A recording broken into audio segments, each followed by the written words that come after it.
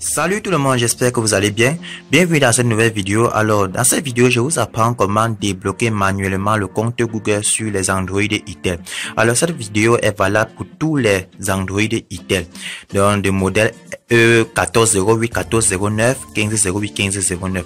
Alors, vous voyez, le téléphone est bloqué sur le compte Google. Ça nous demande d'insérer un compte Google pour que il puisse être enfin utilisable. Ce téléphone, nous l'avons réinitialisé et du coup, lors du démarrage, il demande le compte Google.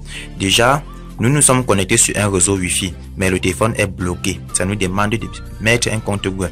Alors, je vous explique et je vous apprends comment le contourner manuellement sans utiliser de logiciel. Pour ce faire, vous devez d'abord être connecté sur un réseau Wi-Fi. Je suis déjà connecté sur un réseau Wi-Fi. Ensuite, vous allez cliquer sur ajouter un autre réseau ici en bas.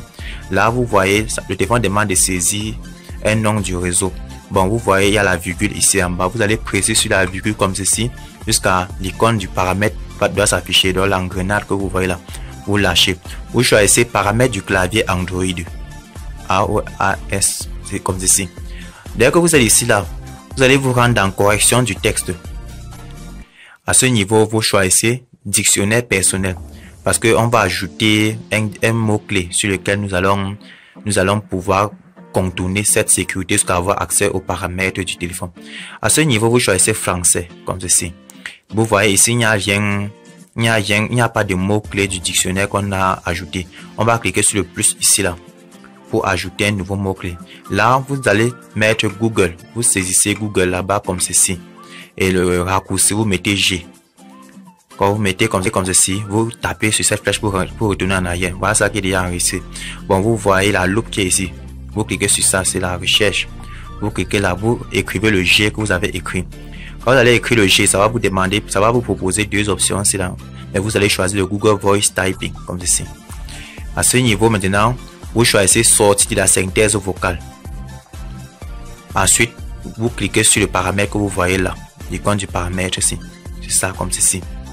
Là, maintenant, vous cliquez sur installer les données vocales. Comme ceci. Maintenant, vous voyez, ça affiche plusieurs langues quand on vous demande d'installer les paramètres de données pour le vocal. Bon, vous cliquez sur les trois petits points que vous voyez ici en haut. Comme ceci.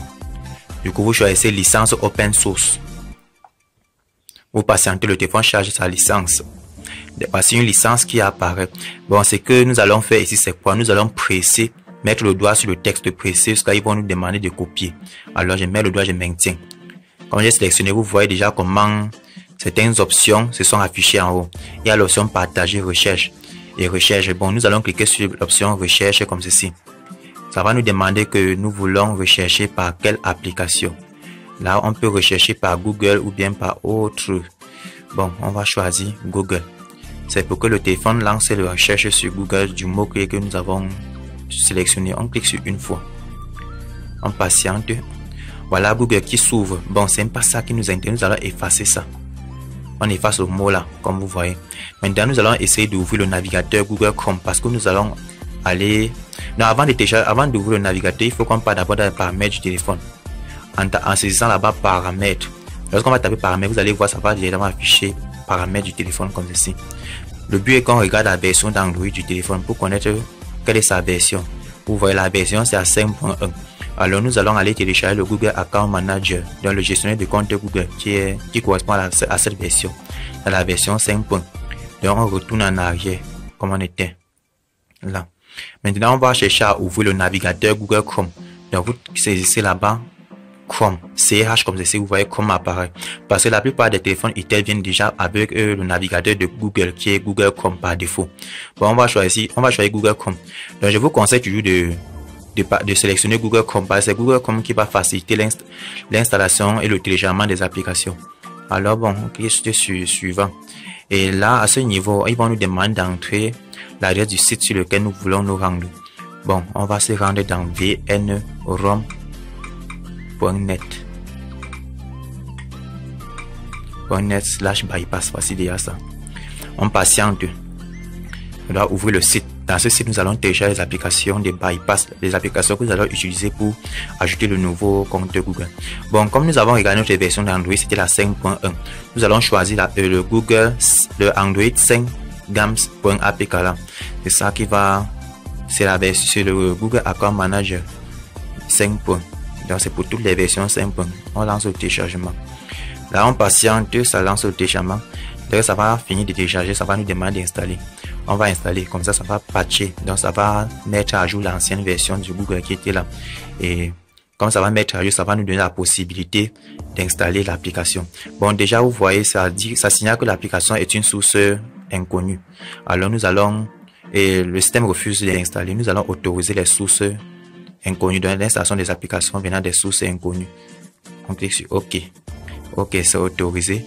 Maintenant, on relance l'installation du Google Account. On patiente quelques secondes. Ça va s'installer. Ok, l'application s'est installée. Ça ne donne pas la possibilité de l'ouvrir, vu que c'est une application système. Alors, on va cliquer sur OK. Ça va retourner dans le site qu'on était. On va télécharger l'application FRP Bypass que vous voyez là. C'est une application qui va nous faciliter d'ajouter directement le nouveau compte Google. Donc, nous allons, à partir de l'application FRP Bypass là, nous allons insérer un compte Google valide. Un compte que nous connaissons l'email et le mot de passe. Ah, ça dit service invalide. On va faire un retour en arrière et on va encore relancer de nouveau. Voilà.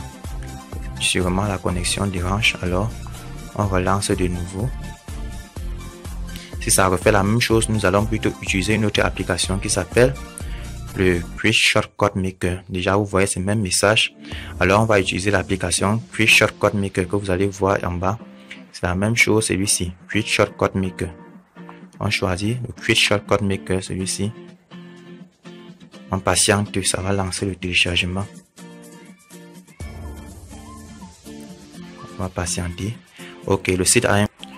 Ça veut dire que les administrateurs du site, ils ont redirigé toutes les applications vers d'autres plateformes. Alors, on va télécharger le Quick Shortcut Maker à partir de Google. Donc, j'écris dans la barre de recherche Quick Shortcut Maker APK comme ceci. En passant, Google nous donne le lien de téléchargement directement. Parce que si vous ne parvenez pas à prendre là le site là, vous pouvez taper sur Google directement pour avoir le vrai lien de téléchargement. Bon, à partir du site, je vais télécharger. Le téléchargement est très simple. Il faut juste cliquer sur ça et de lancer. Le téléchargement, ça pèse que 2 mégas. Alors, on patiente. Comme ça, le site lance le téléchargement. Ok, il nous demande de télécharger ce fichier. On lance le téléchargement. On patiente. Ça télécharge, ça va nous demander d'installer. Bon, en attendant, on met la vidéo en pause.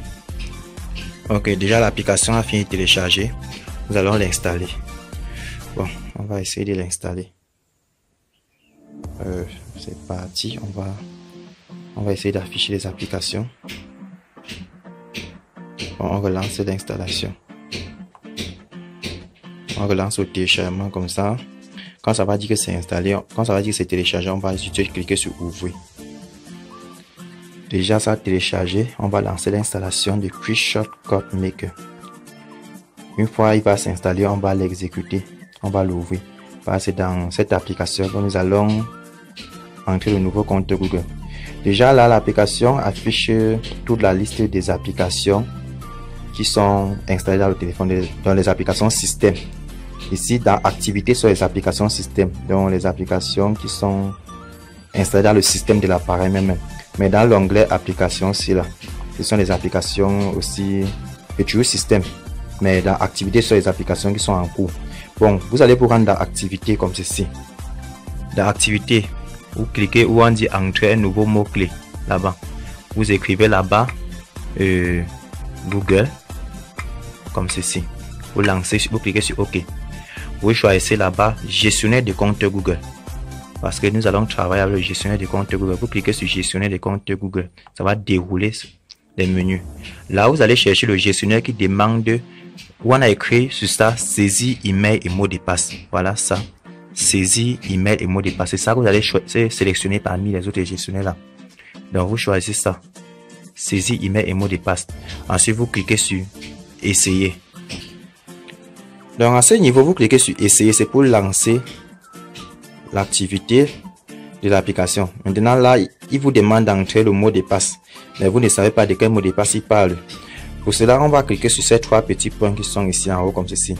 On va choisir connexion via le navigateur. parce qu'il faut qu'il nous demande d'entrer le nouveau compte Google. On clique sur OK. On clique là, on clique sur connexion, on clique sur OK. On patiente, il va nous afficher un formulaire dans lequel dépend de notre adresse email. Là, je vais entrer mon adresse email et mon mot de passe. Donc, on va entrer une adresse email valide et un mot de passe valide. Alors, bon. Ok, j'ai déjà mis l'adresse email, il manque le mot de passe. Une fois que vous allez mettre un mot de passe valide, ça va tourner comme ceci. Et ensuite, ça va revenir sur la page que vous étiez là. Ça doit revenir comme ceci. Là, quand c'est comme ça, maintenant, vous allez faire comment? Vous allez juste éteindre l'appareil. On va redémarrer l'appareil. Parce que le compte a été enregistré. On redémarre. Du coup, quand le téléphone va redémarrer, maintenant vous pouvez juste cliquer continuer la configuration du téléphone en cliquant sur suivant. Du coup, vous allez voir, le système va vous dire que vous avez ajouté un nouveau compte et ça ne va plus être bloqué. Donc, en patiente, ça démarre. Ok, déjà le téléphone a démarré. Maintenant, on va procéder à la configuration normale. On clique là, on patiente. Il doit vérifier la connexion. Ensuite, il va vous dire que le compte a été ajouté. Parce que j'ai ajouté un compte Google en utilisant l'application QuickShot CodeMaker comme vous avez vu. Et quand vous voulez télécharger le Google Account Manager dans le gestionnaire des comptes Google de votre téléphone, rassurez-vous que ça correspond exactement à la version d'Android de votre téléphone. Dans le cas contraire, ça ne va pas marcher. C'est que quand vous allez ouvrir les applications comme QuickShot CodeMaker, lors du lancement où on demande d'entrer le compte Google et dans l'adresse email, le mot de passe, ça va dire que l'application s'est arrêtée. Quand ça dit ça, c'est parce que vous avez téléchargé le Google Account Manager qui ne correspond pas à votre version d'Android. Donc, comme vous voyez chez 5, ce qui correspond aux versions 5. Il y a le Google Account Manager 6 pour les versions 6. Il y a le Google Account Manager 8 pour les versions 8. Les Android 7 n'ont pas besoin du Google Account Manager pour les bypasser. Il y a une méthode de bypass qu'on utilise, toujours cette application, mais on n'a plus besoin d'installer le Google Account. Bon, on patiente et vérifier le compte que j'ai ajouté. Du coup, ils vont dire que tout est OK. Là, maintenant, vous allez voir, je dois continuer. Vous voyez, on dit le compte a été ajouté. Donc, le compte que j'ai ajouté là, que j'ai d'abord saisi, ça a été ajouté. On dit votre premier compte est prêt à être utilisé. On va juste cliquer sur suivant pour procéder à la configuration. Maintenant, on va ignorer l'étape du schéma, de la configuration du schéma. Suivant. Ok, déjà là, vous voyez le téléphone est déjà déverrouillé. Il n'y a plus de compte Google, tout est OK. Vous voyez comment c'était simple l'astuce. Maintenant, il nous reste qu'à aller dans les paramètres, supprimer notre compte que nous avons mis pour que lors de la réinitialisation, après, ça ne demande plus encore de se connecter à un compte Google. Donc, je peux maintenant supprimer le compte en cliquant sur ce compte et supprimer. Pour que le téléphone soit totalement vierge. Bon les gars, c'est tout pour cette vidéo. Si ça vous a été utile, alors n'oubliez pas de lâcher un pouce bleu, donc de liker et de vous abonner à la chaîne et si possible de partager. C'était le Code Everest.